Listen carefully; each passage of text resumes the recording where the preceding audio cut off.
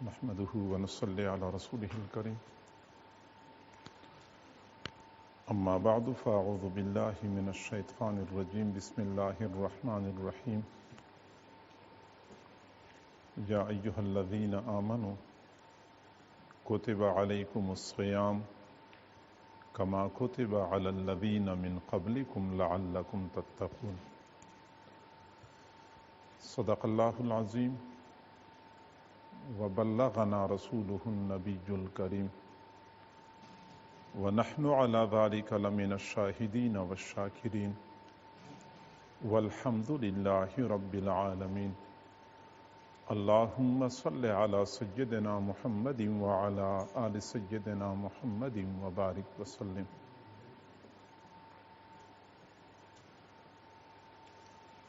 اللہ تعالیٰ نے اپنی کامل حکمت کے تحت بعض اوقات کو دوسرے اوقات سے افضل بنایا ہے. جمعے کی رات کو جو فضیلت حاصل ہے وہ ہفتے کی کسی اور رات کو حاصل نہیں ہے. ایسی ہی رمضان المبارک کو جو فضیلت حاصل ہے وہ سال کے کسی اور مہینے کو حاصل نہیں ہے. لیکن سوچنے والی بات یہ ہے کہ کسی وقت کا دوسرے وقت سے فضیلت والا ہونا اس کی وجہ کیا ہوتی ہے؟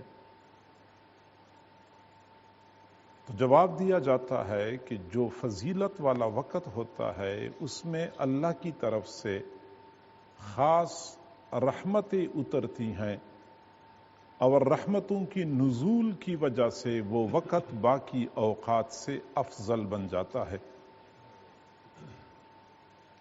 اور وہ لوگ خوش قسمت ہوتے ہیں جو ایسے اوقات کو مد نظر رکھتے ہیں، ایسے اوقات کا انتظار کرتے ہیں اور جو ہی وہ وقت آ جاتا ہے تو اس سے پورا فائدہ اٹھاتے ہیں. اور یہ بات یاد رکھنی چاہیے کہ حضور صلی اللہ علیہ وسلم کی عادت مبارکہ یہ تھی کہ رمضان المبارک سے پہلے شعبان کے مہینے میں ایک ایک دن گن کر رمضان کے آنے کا انتظار فرماتے تھے. چنانچہ حضرت عائشہ صدیقہ رضی اللہ تعالی عنہا فرماتی ہیں کہ آپ صلی اللہ علیہ وسلم شعبان کے دن جیسے اہتمام سے گنتے تھے کسی اور مہینے کے دن ایسے اہتمام سے نہیں گنتے تھے. جیسے کسی بندے کو خاص مہمان کے آنے کا انتظار ہوتا ہے اور مہمان کے آنے سے پہلے ایک ایک دن گن رہا ہوتا ہے، حضور صلی اللہ علیہ وسلم بھی رمضان کے آنے سے پہلے ایک ایک دن گنتے تھے. اور تجربہ یہ ہے کہ جو لوگ رمضان شریف کے آنے سے پہلے رمضان شریف کا انتظار کرتے ہیں اشتیاق اور شوق کے ساتھ، وہی لوگ رمضان شریف کے اوقات سے زیادہ فائدہ حاصل کرتے ہیں. جتنا شوق زیادہ ہوتا ہے اتنا ہی اللہ کی طرف سے زیادہ اعمال کی توفیق بندے کو ملتی ہے.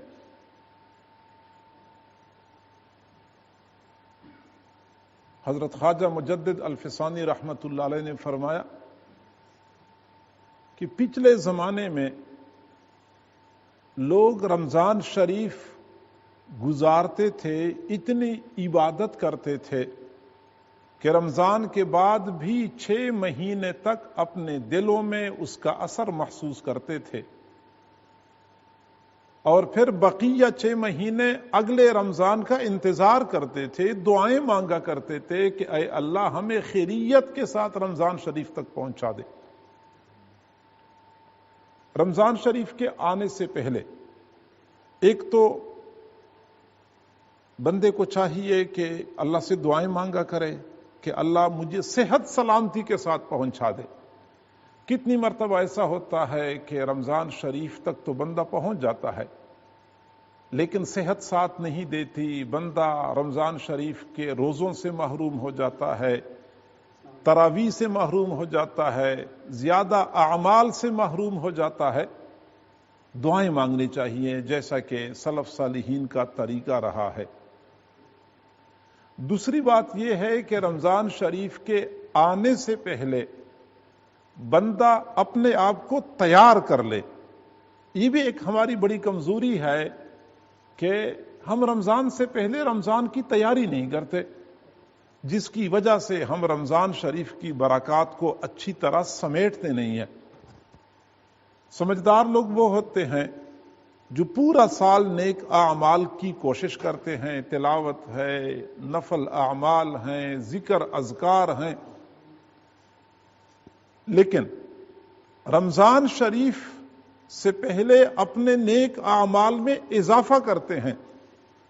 وہ یہ کوشش کرتے ہیں کہ رمضان سے پہلے پہلے مجھے نیک اعمال کی عادت پڑ جائے، مجھے زیادہ اعمال کا ساتھ میں عادی ہو جاؤں. چنانچہ حضرت عائشہ صدیقہ رضی اللہ تعالی عنہ فرماتی ہیں کہ حضور صلی اللہ علیہ وسلم رمضان سے پہلے شعبان کے مہینے میں جس اہتمام سے روزے رکھتے تھے پھر رمضان کے علاوہ کسی اور مہینے میں اتنے زیادہ روزے نہیں رکھتے تھے. اور پھر وہ خود فرماتی ہیں استعدادا لرمضان، رمضان کے لیے تیاری کرتے ہوئے، رمضان کے آنے سے پہلے رمضان کی تیاری کرتے ہوئے زیادہ روزے رکھا کرتے تھے تاکہ رمضان شریف کا مہینہ ہو تو روزہ رکھنے میں کوئی دشواری نہ ہو. اور صرف روزہ نہیں بلکہ تمام اعمال کے لیے ہم پہلے سے اپنے آپ کو مانوس کر لیں. ویسے تو ہمارا بڑا جذبہ ہوتا ہے کہ اس دفعہ رمضان شریف آئے گا تو میں روزانہ 10 پارے تلاوت کروں گا، یہ دل میں ارادہ ہوتا ہے، لیکن پورا سال ہم نے کبھی قرآن کھول کے دیکھا نہیں ہوتا، ایک پارہ تلاوت کی ہماری عادت نہیں ہوتی، اور ہم ارادہ کرتے ہیں کہ یک دم اتنی بڑی تبدیلی آ جائے گی کہ میں 10 پارے تلاوت کرنا شروع کر دوں گا. ایسا نہیں ہو سکتا، ممکن ہی نہیں ہے.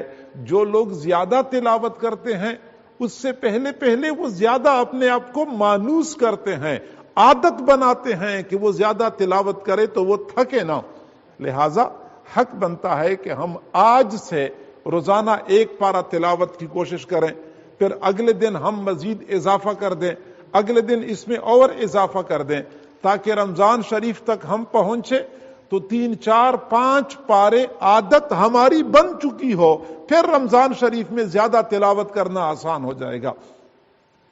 اسی طرح نفل اعمال کی کوشش کریں، ذکر اذکار کی کوشش کریں. یہ ایک تیاری ہے، ابھی سے بندہ اپنے آپ کو اعمال کا عادی بنائے، اعمال کے ساتھ مانوس کر لے. اسی طریقے سے ہم چاہتے تو ہیں کہ رمضان شریف گناہوں سے پاک صاف گزرے، لیکن پورا سال جو ہماری عادت بنی ہوتی ہے، یکم رمضان کو اچانک وہ عادت نہیں چھوٹ سکتی، اس کو آہستہ آہستہ روکنا ہوتا ہے.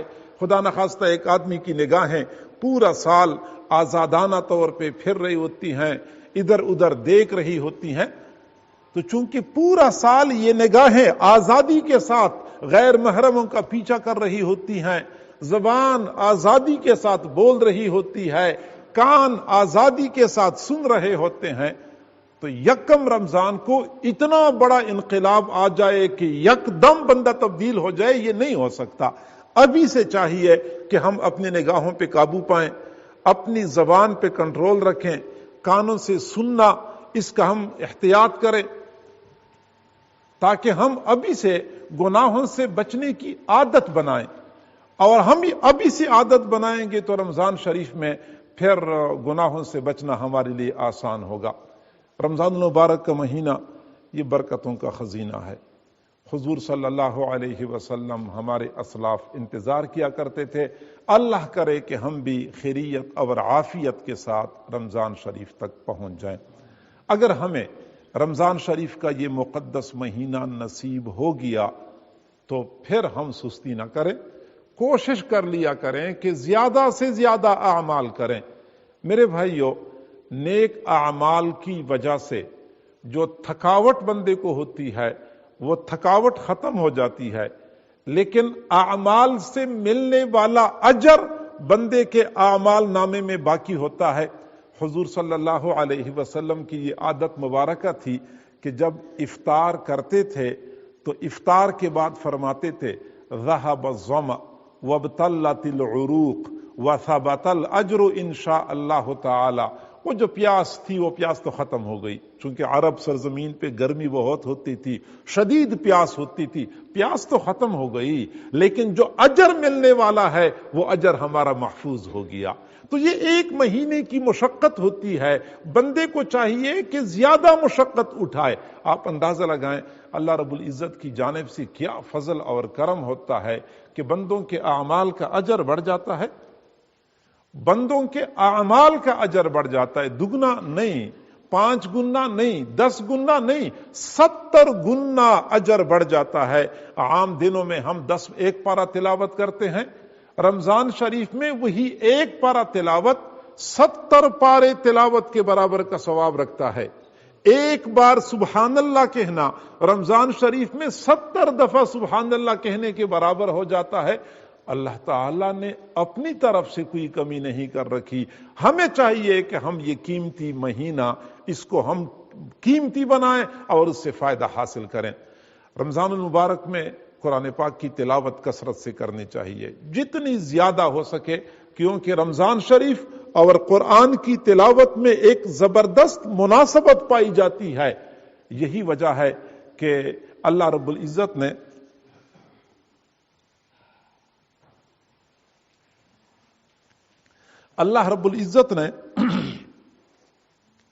جو قرآن پاک کو نازل کرنا تھا تو اس کے لیے رمضان شریف کا انتخاب کر لیا، یعنی سال کے 12 مہینوں میں سے رمضان شریف میں قرآن پاک نازل ہوا ہے۔ رمضان اور قرآن کے درمیان اتنی مناسبت ہے، اور بخاری شریف کی روایت ہے کہ رمضان شریف کے مہینے میں روزانہ جبرائیل علیہ السلام حضور صلی اللہ علیہ وسلم کے پاس آتے تھے، کچھ دیر کے لیے جبرائیل علیہ السلام قرآن سناتے تھے اور کچھ دیر کے لیے آپ صلی اللہ علیہ وسلم سناتے تھے۔ یوں گویا کہ رمضان شریف میں حضور علیہ السلام اور جبرائیل علیہ السلام دونوں ایک دوسرے کو قرآن سنایا کرتے تھے، اور یہی وجہ ہے کہ صحابہ کرام کے دور سے لے کر قریب کے زمانے تک نیک لوگ رمضان شریف میں زیادہ تلاوت کیا کرتے ہیں، کیونکہ حضور کا بھی یہی معمول تھا۔ اللہ تعالیٰ نے بھی قرآن کو نازل کرنے کے لیے رمضان المبارک کا انتخاب فرمایا۔ امام بخاری رحمت اللہ علیہ کا نام آپ حضرات کو معلوم ہے۔ امام بخاری رحمت اللہ علیہ کے حالات زندگی میں علامہ ابن حجر رحمہ اللہ نے لکھا ہے کہ صرف ایک رمضان شریف میں 36 مرتبہ قرآن پاک ختم کرتے تھے۔ روزانہ دن کے وقت 1 مرتبہ قرآن ختم کرتے تھے، صبح سے لے کے شام تک ایک دن میں 1 بار پورا قرآن ختم کرتے تھے۔ رمضان شریف میں تراویح میں 3 مرتبہ قرآن ختم کرتے تھے، اور تہجد کی نماز میں بھی پورے مہینے میں 3 مرتبہ قرآن ختم کرتے تھے۔ یوں 36 مرتبہ قرآن پاک ختم کرنے کا معمول تھا۔ تو یہ حضرات اس طرح کرتے تھے۔ معلوم ہوتا ہے کہ رمضان المبارک میں قرآن مجید کے ساتھ بندے کو تعلق مضبوط کرنا چاہیے۔ حضرت امام مالک رحمہ اللہ پورا سال اپنے شاگردوں کو حدیث پڑھایا کرتے تھے، لیکن جب رمضان کا مہینہ شروع ہو جاتا تھا پھر قرآن پاک ہاتھ میں لے لیتے تھے، اپنے شاگردوں کو فرمایا کرتے تھے کہ یہ شہر القرآن ہے، یہ قرآن کا مہینہ ہے، اس مہینے میں قرآن کی تلاوت کے علاوہ باقی اعمال معمولات ہم نے چھوڑنے ہیں، انشاءاللہ رمضان کے بعد پھر ہم حدیث کے پڑھنے پڑھانے کا سلسلہ شروع کریں گے۔ تو حق بنتا ہے کہ ہم بھی قرآن مجید کی تلاوت رمضان شریف میں کثرت سے کیا کریں۔ اسی طریقے سے سمجھدار لوگ جو ہوتے ہیں وہ ایسے مواقع سے فائدہ اٹھاتے ہیں۔ رمضان شریف 30 दिन کا ہوتا ہے یا 29 دن کا ہوتا ہے، اور یہ پورا مہینہ فضیلت اور برکت والا ہوتا ہے، لیکن اس مہینے میں روزانہ 2 اوقات ایسے ہوتے ہیں کہ جن کو سمجھدار لوگ غنیمت سمجھتے ہوئے حاصل کرتے ہیں۔ ایک افطاری کا وقت ہوتا ہے اور ایک سحری کا وقت ہوتا ہے۔ افسوس سے کہنا پڑتا ہے کہ ہمارے یہی 2 اوقات کھانے پینے میں لگ جاتے ہیں اور ہم ان اوقات سے فائدہ نہیں اٹھاتے۔ افطاری کا وقت وہ مبارک وقت ہوتا ہے کہ اس وقت اللہ تعالی پوری روئی زمین پہ نظر ڈالتے ہیں، پوری روئی زمین پہ نظر ڈالتے ہیں، چونکہ اس وقت اللہ تعالی نے 10 لاکھ لوگوں کی بخشش کرنی ہوتی ہے۔ پھر وہ دیکھتے ہیں کہ کس شہر سے کتنے لوگوں کو لینا ہے اور کس کس بندے کا انتخاب کرنا ہوتا ہے۔ تو اس وقت جو بندہ اللہ کی طرف متوجہ ہوتا ہے تو اللہ تعالیٰ پھر اسی بندے کا انتخاب کرتے ہیں۔ یہ اللہ تعالیٰ سے پورے دن کی مزدوری کی اجرت لینے کا وقت ہوتا ہے۔ پورا دن ایک بندہ بھوک اور پیاس برداشت کرتا ہے تو افطاری کے وقت اللہ نے اس کو بدلہ دینا ہوتا ہے، تو اس وقت بندے کو چاہیے کہ بندہ اللہ کی طرف متوجہ رہے۔ دوسری بات یہ کہ افطاری کی وقت کی مانگی ہوئی دعائیں قبول ہوتی ہیں۔ حضور صلی اللہ علیہ وسلم نے فرمایا کہ رمضان شریف میں افطاری کے وقت کی دعائیں رد نہیں ہوتی۔ ایک روایت میں آتا ہے کہ اللہ تعالی کائنات کی تمام مخلوق کو حکم دیتے ہیں، خواہ وہ سمندر کی مچھلیاں ہیں، وہ جنگل کے چرند پرند ہیں، وہ حشرات کیڑے مکوڑے ہیں، ان کو حکم دیتا ہے کہ تم لوگ اب ذکر اذکار بند کر دو۔ اس وقت روزے دار لوگ مجھ سے دعائیں مانگتے ہیں تو تم نے ان کی دعاؤں پر آمین کہنی ہے۔ چنانچہ پھر ساری مخلوق روزے دار لوگوں کی دعاؤں پر آمین کہتی ہے۔ اب ہم تو گناہگار ہیں، برے ہیں، لیکن یہ جنگل کے چرند پرند تو گناہگار نہیں ہیں، اور سمندر کی مچھلیاں تو گناہگار نہیں ہیں، فرشتے تو گناہگار نہیں ہیں۔ جب یہ ہماری دعاؤں پر آمین کہیں گے تو ہماری دعائیں ضرور قبول ہوں گی۔ افطاری کے وقت دعائیں مانگنے کا اہتمام کریں۔ میرے بھائیو، آج ہر بندہ، تقریباً ہر بندہ پریشان ہے۔